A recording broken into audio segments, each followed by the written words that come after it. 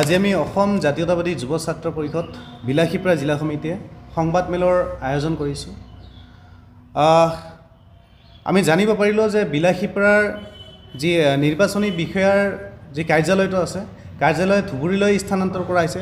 চাওক, বিলাসীপাৰাবাসীয়ে বহু আন্দোলনৰ ফলশ্ৰুতিত বিলাসীপাৰা মহকুমা হিচাপে পাইছে, কিন্তু তাৰপিছত বিজেপি নেতৃত্বাধীন চৰকাৰখনে অসমৰ যিমানবোৰ মহকুমা আছে সেই মহকুমাসমূহক সমজিলালৈ ৰূপান্তৰ কৰিলে।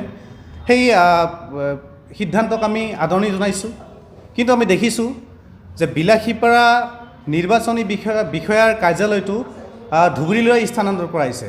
এই কাৰ্যক আমি অসম জাতীয়তাবাদী যুৱ ছাত্ৰ পৰিষদ বিলাসীপাৰা জিলা সমিতিয়ে ধিক্কাৰ জনাইছোঁ, তীব্ৰ বিৰোধিতা কৰিছোঁ। চাওক, বিলাসীপাৰা সমজিলা ঘোষণা কৰাৰ পিছতে কিন্তু বিলাসীপাৰাৰ প্ৰায়বোৰ কাৰ্যালয় বৰ্তমান ধুবুৰীলৈ স্থানান্তৰ কৰি আছে। আমি দেখিছোঁ 2024 চনৰ 13 জুলাই তাৰিখে এটা অৰ্ডাৰ ওলাইছিলে। এই অৰ্ডাৰত স্পষ্টভাৱে লিখা আছে যে বিলাসীপাৰাৰ ডিষ্ট্ৰিক্ট ইলেকশ্যন কমিশ্যন অফিচটো ধুবুৰীলৈ স্থানান্তৰ কৰা হ'ব। এইটো চৰকাৰৰ পূৰ্বৰ পৰিকল্পনা আছিল নেকি যে বিলাসীপাৰা মহকুমাক সমজিলালৈ ৰূপান্তৰ কৰি ইয়াৰ যিসমূহ অফিচসমূহ আছে অফিচসমূহ ধুবুৰীলৈ লৈ যোৱাৰ। গতিকে আমি দাবী জনাইছোঁ অসম জাতীয়তাবাদী যুৱ ছাত্ৰ পৰিষদ, যদি এনেকুৱা কৰা হয়, বিলাসীপাৰা নিৰ্বাচনী বিষয়াৰ অফিচটো যদি ধুবুৰীলৈ যদি স্থানান্তৰ কৰা হয়, আমি অসম জাতীয়তাবাদী যুৱ ছাত্ৰ পৰিষদ হাত সাৱটি বহি নাথাকোঁ। আমি বিভিন্ন ধৰণৰ কাৰ্যসূচী গঢ়ি তুলিবলৈ বাধ্য হ'ম। প্ৰয়োজন সাপেক্ষে আমি অসম জাতীয়তাবাদী যুৱ ছাত্ৰ পৰিষদে সমগ্ৰ বিলাসীপাৰা সমজিলা স্তব্ধ কৰি দিবলৈ আমি বাধ্য হ'ম। বিলাসীপাৰা এখন হয়, এই ঐতিহ্যপূৰ্ণ বিলাসীপাৰাত অসম আন্দোলনৰ সময়ৰ পৰা আজিলৈকে ইয়াৰ ৰাইজে বিলাসীপাৰা মহকুমা, ট্ৰেজাৰী, আপোনাৰ 33 kV ইলেক্ট্ৰিচিটি বোৰ্ড ইত্যাদিকে ধৰি যিসমূহ বস্তু ইয়াতে তেওঁলোকে দাবী কৰি আজি মহকুমা 1989 চনত মহকুমা গঠন হ'বলৈ বাধ্য হৈছে। সেই সময়ত এই যে বৃহত্তৰ অঞ্চল বিলাসীপাৰা মহকুমাখন যে বৃহত্তৰ অঞ্চল, এই বৃহত্তৰ অঞ্চলৰ ভোটাৰ ৰাইজৰ যিটো অফিচ যে তেওঁলোকে সংশোধন কৰিব, তেওঁলোকৰ কিবা ভোটাৰ তালিকা নাম সন্নিৱিষ্ট কৰিব, সেই কাৰ্যালয়টো আজি তেওঁলোকে ধুবুৰীলৈকে স্থানান্তৰ কৰা বুলি আমি জানিব পাৰিছোঁ। ইতিমধ্যে চৰকাৰী তেওঁলোকৰ নথিপত্ৰ ওলাইছে, গেজেট নটিফিকেশ্যন ওলাইছে।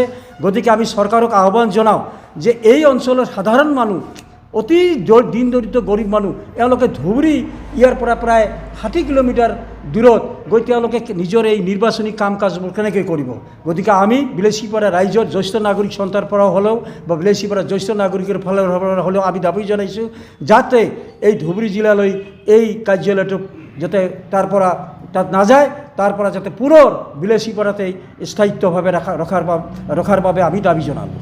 চাওক, বহু ঘাত প্ৰতিঘাত, বহু আন্দোলনৰ ফলশ্ৰুতিত বিলাসীপাৰা মহকুমা গঠন হৈছিলে আৰু সেই বিলাসীপাৰা মহকুমাক অসম চৰকাৰৰ মুখ্যমন্ত্ৰী ডক্টৰ হিমন্ত বিশ্ব শৰ্মাই শেহতীয়াকৈ সমজিলালৈ ৰূপান্তৰিত কৰিলে। এই সমজিলা ৰূপান্তৰিত কৰাত আমি আদৰণি জনাইছোঁ তেখেতৰ এই পদক্ষেপক।